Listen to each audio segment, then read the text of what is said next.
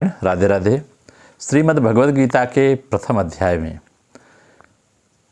21 श्लोक की चर्चा हुई है। इसमें पूरे विषय में प्राणायाम की चर्चा है।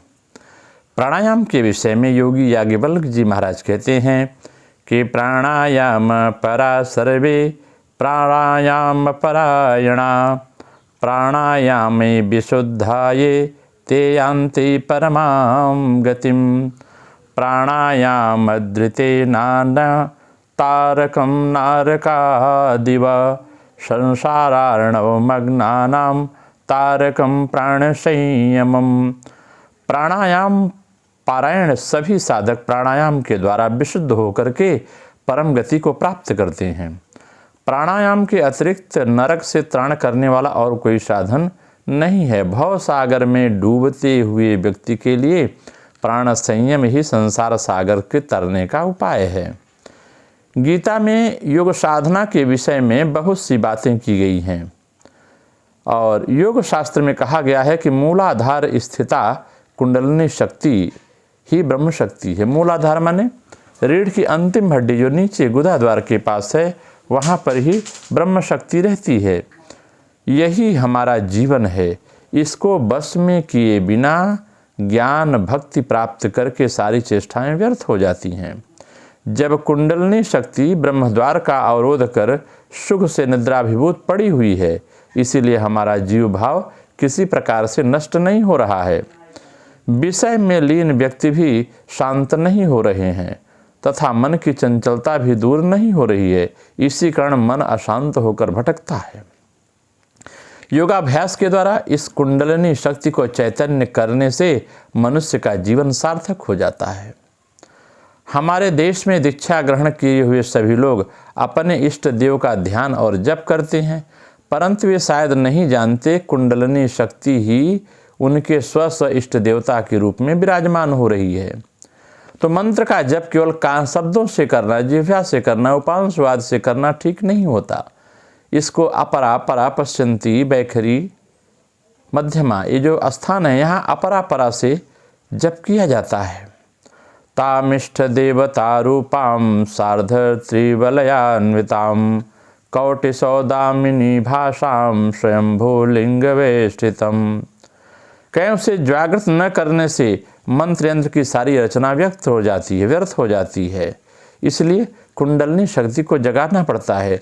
जो ईड़ा पिंगला सुषुम्ना के मध्य स्थित चित्रा वज्रा नाड़ी है, उसकी चर्चा होती। वहाँ पर ये मूलाधार, स्वाधिष्ठान, मणिपुर, अनाहत, विशुद्ध, आज्ञा, सहस्त्रार, चक्र अवस्थित हैं। उसकी चर्चा करते हैं कि मूलपत्रे कुंडलिनी यावत् निद्रायिता प्रभो तावत् किंचिन्न सिद्धेत मंत्रयंतार्चनादिकम् जागर्ति यदि सा देवी बहुभी पुण्य संचयी तदा प्रसाद मायाति मंत्रयंतार्चनम।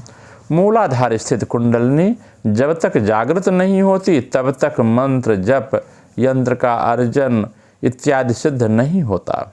यदि अनेक पुण्यों के संचय से यह देवी जो कुंडलिनी देवी है यह सिद्ध होती है तो मंत्र यंत्र के अर्चना का फल प्राप्त होता है।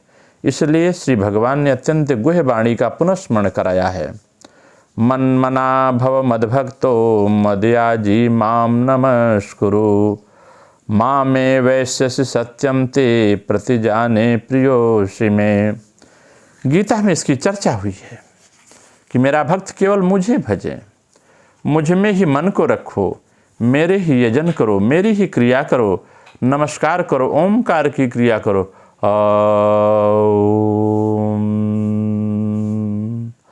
में मुँह खुला रहे, ऊ में ओठ ऊपर की ओर, म में ओठ बंद हो जाए। इस प्रकार की क्रिया करने से यही गुरुमुख वाणी है। भगवान कहते हैं मैं तुमसे सत्य कह रहा हूँ, तुम मुझे ही प्राप्त होगे। प्रतिज्ञा करके कहता हूँ क्योंकि तुम मेरे प्रिय हो।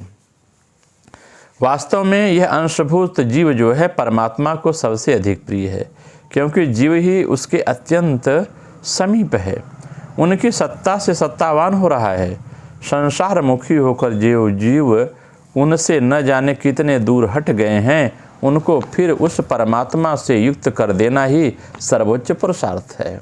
जो जीव हमारा भटक रहा है, इसको परमात्मा की ओर मोड़ना चाहिए। इस पुरुषार्थ से हमको वंचित नहीं होना चाहिए। हम जिसे या जिस वस्तु को चाहते हैं उसी ओर हमारा मन टूट पड़ता है। मन जब परमात्मा के साथ मिलने के लिए प्राणापन से चेष्टा करेगा और उसकी ओर उन्मुख होगा, तभी उसके प्रति हमारी भक्ति की प्रगाढ़ता सुनिश्चित होती है। इस प्रकार की भक्ति या साधना के द्वारा ही ज्ञान रूप प्रिय स्वरूप प्रियतम स्वरूप परमात्मा का सानिध्य प्राप्त होता है। प्राण की चंचलता के कारण मन विक्षिप्त होकर विषयों में भ्रमण करता है। इसी कारण उसमें स्थिति लाभ नहीं किया जा सकता। प्राणायाम के द्वारा ही प्राण की चंचलता को दूर होने पर ही स्थिरता प्राप्त होती है, तब ब्रह्मानंद प्राप्त होता है। मन के स्थिर होते ही मन और बुद्धि उसके साथ एक हो जाते हैं। यही साधन कौशल है। इस साधना के द्वारा साध्य ज्ञान का ज्ञेय पदार्थ का परिचय प्राप्त हो जाने पर फिर साधन ज्ञान की कोई आवश्यकता नहीं रहती है। हम शास्त्र पढ़ करके सामान्य ज्ञान के द्वारा जो सोचते हैं या जो निश्चय करते हैं वह कुछ भी नहीं है। अपरोक्ष ज्ञान के बिना अन्य सारे ज्ञान अज्ञान मात्र के समान हैं। अतएव जिस साधन के द्वारा अपरोक्षानुभूति प्राप्त होती है उसी की खोज और साधना में प्रयत्नशील होना आवश्यक है। योगाभ्यास के द्वारा ही गुह्यतम ज्ञान या मोक्ष की प्राप्ति होती है। यही सब शास्त्रों का गूढ़ भाव है, क्योंकि प्रकृति जो है परमात्मा के साथ जुड़ी हुई है। इसको करने के लिए संसार में रहना पड़ता है। जीव के समान कर्म फल से उसकी भावना है। बिना उद्देश्य के भी किसी भी कर्म की प्रवृत्ति नहीं होती। लेकिन जीव की जो श्वास प्रश्वास की क्रिया है वह स्वभावतः चलती रहती है, जिसका कोई उद्देश्य नहीं है। यही निष्काम कर्म है। जीव की इच्छा की अपेक्षा के बिना शरीर में स्वभाव से ही नख लोमादि उत्पन्न होते हैं। उसी प्रकार बिना किसी प्रयोजन से ईश्वर की रचना पर ध्यान होता है और जगत की रचना होती है। भगवान इच्छा मात्र से संसार के अनेक रूपों में परिणित हो जाते हैं और सर्वात्मा भाव से सर्व जगह होते हैं। भगवान ने कहा है, सर्वतः पाणिपादम तत् सर्वतोक्षे शिरोमुखम सर्वतः श्रुतिमल्लोके सर्वमावृत तिष्ठति। हर जगह परमात्मा सर्वत्र हैं। हजार नमो स्वनंताय सहस्त्रमूर्तये सहस्त्रपादाक्षि शिरोरुबाहवे। हजारों हजारों आँख हैं, हजारों हजारों पैर हैं, हजारों हजार भगवान के नेत्र हैं। भगवान सब में अवस्थित हैं।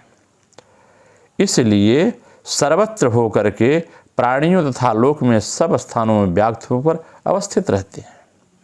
वह चक्षु आदि इंद्रियों के वृत्ति के रूप में आदि के आकार में प्रकाशमान हो रहे हैं, तथापि स्वयं सर्वेंद्रियों से रहित हैं, निसंग हैं तथा सबके आधारभूत हैं।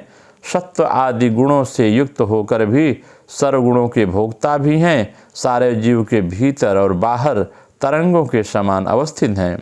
वह अत्यंत सूक्ष्म होने के कारण अभिज्ञेय हैं, दूर से भी दूर और निकट से भी निकट हैं। वह स्थावर जंगातक सब भूतों में अभिव्यक्त होकर विभक्त प्रतीत हो रहे हैं।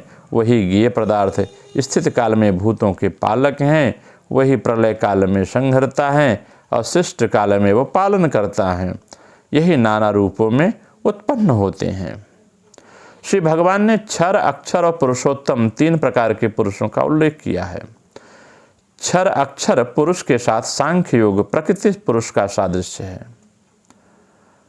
पृथक इतना है, सांख्य के मत के पुरुष अनेक हैं और प्रकृति एक है, परंतु गीता मत के अनुसार पुरुष नाना हैं और उनके साथ प्रकृति भी नाना मानी गई है। क्षेत्र ज्ञान च पिमाम विद्धि सर्व क्षेत्रेषु भारत। यहाँ क्षेत्र के पूर्व सर्व शब्द होने के कारण नाना प्रकृति समस्त क्षेत्र के क्षेत्रज्ञ रूप से पुरुष भी व्यर्थर नाना माने गए हैं। तथापि वेदांत के एकात्मवाद के समान गीता में भी एकात्मवाद समर्पित हुआ है। मतः परतरम नान्यत किंचिदस्ति धनंजय मयि सर्वमिदं प्रोतम सूत्रे मणिगणा इव। हे धनंजय, मेरे सिवा इस जगत का कोई दूसरा कारण नहीं है। सूत्र में जिस प्रकार मणिमय ग्रंथित होते हैं, सब भूतों के अधिष्ठान स्वरूप मुझ में समस्त जगत उसी प्रकार ग्रंथित होकर अवस्थित हो रहा है। तो सर्वम ब्रह्ममयम जगत, इस भाव का जब मन में भाव पैदा हो जाएगा, तब वह व्यक्ति जीव सचराचर सिद्धि को प्राप्त करता है और मानव योनि प्राप्त करने के लिए सफल होता है।